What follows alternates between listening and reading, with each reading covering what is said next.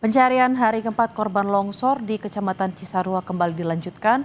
Ribuan personel tim SAR gabungan dikerahkan.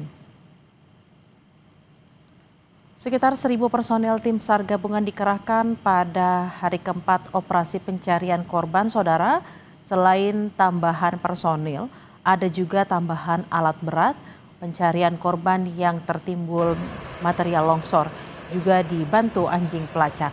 Tim SAR gabungan akan fokus mencari korban di beberapa sektor yang telah ditentukan, termasuk juga di lokasi yang jadi permukiman padat dan berpotensi ada banyak korban.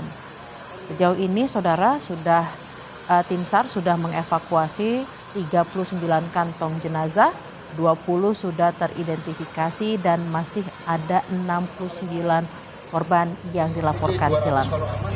Tidak jalur. Bagus.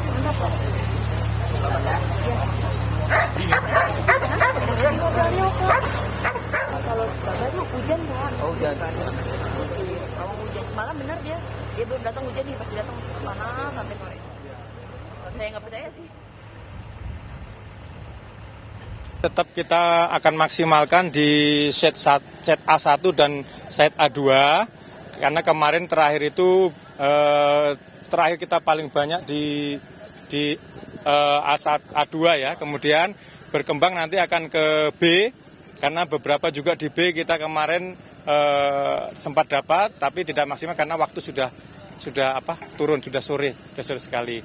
Nah, jadi nanti kekuatan yang ada di A1 dan A2 itu akan kita deploy, kita bagi juga ke B2 yang ada di seberang sana ya. Mungkin teman-teman sudah lihat ini juga alatnya sudah turun semua, mungkin demikian.